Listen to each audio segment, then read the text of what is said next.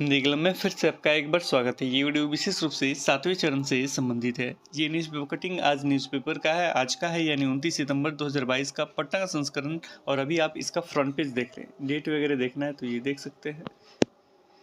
नीचे चलेंगे तो इससे संबंधित अपडेट मिल जाएगा यहाँ पे। देखिए, इसके साथ ही एक चीज़ क्लियर कर दे, अगर आप सोच रहे हैं कि इसका डेट दिया होगा कि 7वां चरण कब होगा, तो इसमें नहीं दिया गया है। फिर से वही बात बताया जा रहा है नियमावली के बारे में कि नियमावली पारदर्शी तरीके से बनाया जा रहा है। कब नियमावली आ रहा है इसके बारे में भी नहीं बताया गया। जाहिर सी बात है कि आपको इंतज़ार करना है, लेकिन ये इंतज़ार भी समाप्त तो होना चाहिए। गवर्नमेंट को सोचना चाहिए कि इतने पद रिक्त हैं तो बहाली कैसे और कब संभव होगा, इस पे रणनीति होनी चाहिए, लेकिन कुछ और ही कहा जा रहा है। फिलहाल जो न्यूज़ है वो हम देख लेते हैं। हेडिंग बनाया गया 44,193 सेकेंडरी, यानी 9 to 10th में देखा जाए, माध्यमिक में देखा जाए तो 44,193 पद है। उच्च माध्यमिक में देखा जाए यानी +2 में देखा जाए, यानी अगर बात किया जाए 11-12th में को 89,734 पद रिक्त हैं और शिक्षकों की होगी नियुक्ति। बस यही मेन हेडिंग में ही सारा न्यूज़ है, बस यही पद बताया गया, बाकी सब वही पुराने चीज़ें हैं।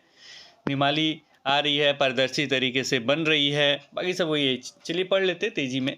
राज्य में 7वें चरण में 44,193 माध्यमिक एवं 89,734 उच्च माध्यमिक शिक्षकों की नियुक्ति होगी। शिक्षक नियुक्ति नियमावली को पूरी तरह से पारदर्शी बनाया जा रहा है। सारा चीज़ हो गया, लेकिन पारदर्शी तरीके से भी बनाया जा रहा है। मतलब मोहर वगैरह सारा चीज़ वित्त विभाग से लग गया है, लेकिन फिर भी पारदर्शी तरीके से बनाया जा रहा है। अच्छी बातें हैं। शिक्षा मंत्री प्रोफेसर चंद्रशेखर ने बुधवार को आज से बातचीत में कहा कि माध्यमिक एवं उच्च माध्यमिक शिक्षकों की नियुक्ति पहले होगी। अब जाहिर सी बात है पहले इसलिए होगी क्योंकि अभी छठा चरण बचा हुआ है, उसे कंप्लीट कराने में कुछ समय लगेगा। बाकी सब अभ्यर्थी रोड पे घूमते रहेंगे। लेकिन इनका तर्क बहुत अच्छा है। तर्क क्या है? उसके बाद 80,257 प्रारंभिक शिक्षकों की नियुक्ति होगी। माध्यमिक एवं उच्च माध्यमिक शिक्षकों की नियुक्ति इसलिए पहले होगी ताकि प्रारंभिक विद्यालयों में शिक्षक के पद खाली न रह जाए। तो खाली न रह जाए ये अच्छा है, बहुत ही अच्छा है, लेकिन यहाँ वजह ये भी बनता है कि खाली नहीं रह जाए, लेकिन क्या उतना दिनों तक प्राइमरी का ऐसे ही रहेगा? ये भी बनता है। क्या बेरोजगार अभ्यर्थी रहेंगे? क्या अभ्यर्थी जो उतना दिनों तक बेरोजगार रहेंगे? क्या वो ऑनलाइन फॉर्म नहीं भरेंगे? सारा प्रोसेस नहीं चालू होगा? और आपका छठा चरण माध्यमिक उच्च माध्यमिक का चलता रहेगा या कुछ और तरीका अपनाएंगे? इस पे भी स्पष्ट होना चाहिए, लेकिन फिलहाल कुछ नहीं है।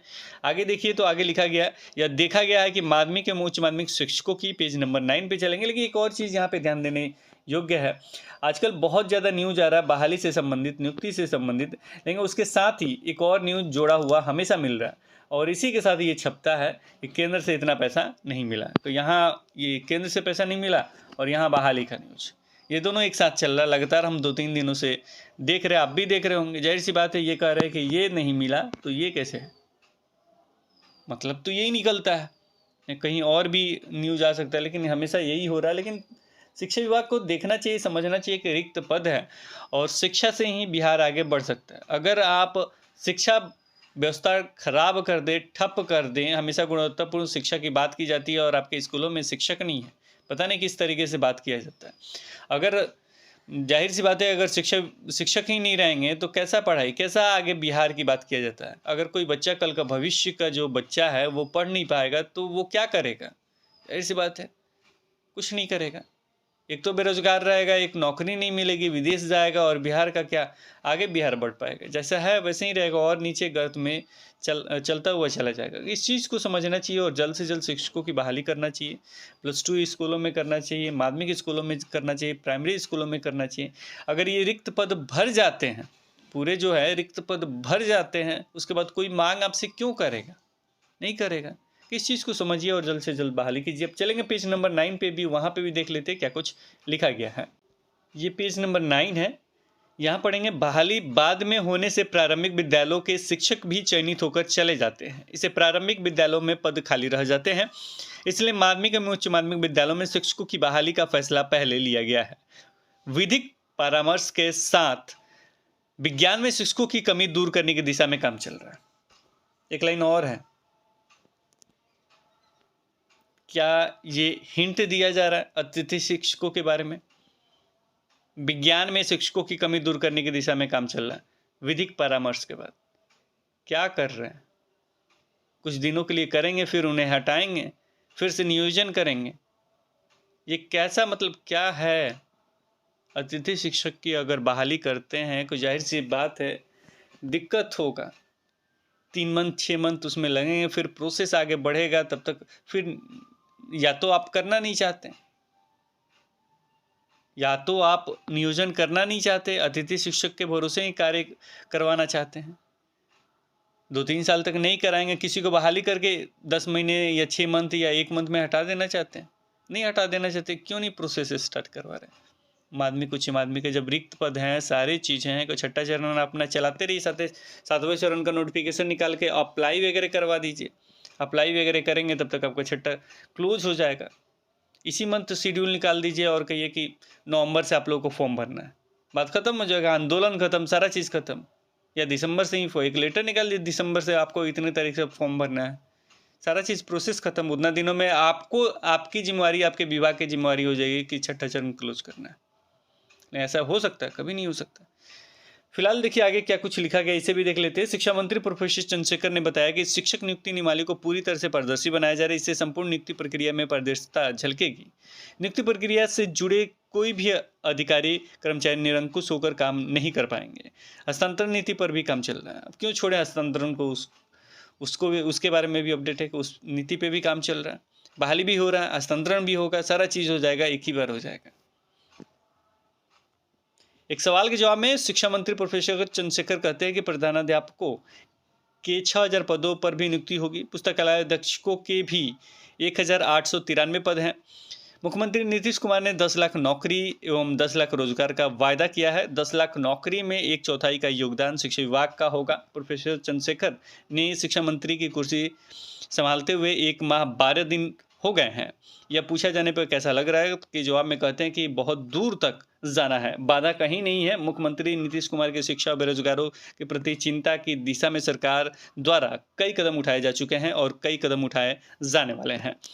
मुख्यमंत्री नीतीश कुमार ने पिछली बैठक में दृढ़ता के साथ दोहराया कि शिक्षा और स्वास्थ्य के साथ कोई समझौता नहीं होगा, इसलिए इसके लिए पैसे की कमी नहीं होने दी जाएगी। शिक्षा मंत्री प्रोफेसर चंद्रशेखर कहते हैं कि बिहार ज्ञान की भूमि रही है। प्राचीन नालंदा विश्वविद्यालय में 11 विषयों की समूहित पढ़ाई होती थी। बिहार ने ही दुनिया को प्रशासन का गुण सिखाया है। बिहार गणतंत्र की भूमि रही है, स्वाधीनता संग्राम के संघर्ष की भूमि रही है। 74 आंदोलन का शंखनाद भी इसी भूमि से हुआ था। जाहिर सी बात है सारा चीज़ हुआ था, लेकिन 7वां चरण का बहाली जल्द से जल्द स्टार्ट नहीं हो रहा, उसका डेट क्लियर नहीं हो पा रहा, उसका नियमावली क्लियर नहीं हो पा रहा है, कुछ भी नहीं हो पा रहा है। अभ्यर्थी लगातार 3 सालों से इंतजार कर रहे हैं। जाहिर सी बात है इस न्यूज़ में डेट ज़रूर हो जाना चाहिए था, और वो भी शिक्षा मंत्री के द्वारा कहा जाना चाहिए था कि इतने तारीख से आपका बहाली प्रक्रिया स्टार्ट हो। कोई भी स्टार्ट कीजिए, लेकिन जल्द से जल्द स्टार्ट कीजिए, डेट डिसाइड कीजिए कितने तारीख तक स्टार्ट हो जाएगा। कुछ विधि से लेना है, कुछ निर्णय लेकर उसे जल्द से जल्द स्टार्ट कीजिए कि हाँ ये बहाली प्रक्रिया में स्टार्ट कर रहे हैं, इस तरीके से कर रहे हैं, या ये सारा चीज़ जो भी मैटर था वो समाप्त हो गया। नियमावली इतने तारीख को ये विभागीय लेटर से बाहर आना चाहिए। जो भी लेटर है उस पर अभ्यर्थियों का विश्वास नहीं रहा, विभागीय एक लेटर निकले, जारी हो, ताकि सभी को पता चल सके। फिलहाल जो अपडेट था वो हमने आपको बता दिया। आपको पता चल गया होगा कि पूरे में बस 2-3 चीज़ें हैं। एक चीज़ तो ये कि पुस्तकालय अध्यक्ष जो है 1893 पद हैं, कब बहाली होगी पता नहीं। प्रधानाध्यापकों को 6000 पदों पर भी नियुक्ति होगी, जाहिर सी बात है ये जो पद रह गए उसके लिए भी सारा चीज़ होगा, तो ये तो होगा ही, क्योंकि एग्ज़ाम वगैरह लेना है, ये भी डायरेक्ट नहीं। और रहा बात कि माध्यमिक उच्च माध्यमिक का भी रिक्त पद आपने देख लिया होगा। उच्च माध्यमिक में 80,000, इधर 44,000 समथिंग, तो ये लगभग में रिक्त पद हैं। और नियमावली पारदर्शी तरीके से बन रही है, कब बाहर आएगा कोई पता नहीं, बन रही है, संतोष रखिए, आ जाएगा। बहाली के लिए पहले माध्यमिक उच्च माध्यमिक का होगा, छठा चरण कंप्लीट नहीं हुआ तो उसमें भी टाइम लगेगा, इसलिए डेट डिसाइड नहीं हो रहा है, उसमें भी धैर्य रखिए। और प्राथमिक का बाद में होगा, इसलिए बाद में होगा क्योंकि माध्यमिक का हम पहले करना चाहते हैं, क्योंकि रिक्त पद बच जाएगा। जाहिर सी बात है कि माध्यमिक होगा नहीं तो प्राइमरी का बात ही नहीं चलेगा। चलिए, जो भी अपडेट था हमने बता दिया, बाकी सब अपडेट फिर से होगा, और हम फिर से कहेंगे कि सारे अभ्यर्थी एकजुट हों, वो माध्यमिक के हों, उच्च माध्यमिक के हों या प्राइमरी के हों, सभी एकजुट जरूर हों। फिलहाल इस वीडियो में इतना ही, फिर मिलेंगे एक नए वीडियो के साथ। तब तक देखते रहें, बने रहें हिंदी क्लब पे। धन्यवाद, बाय बाय।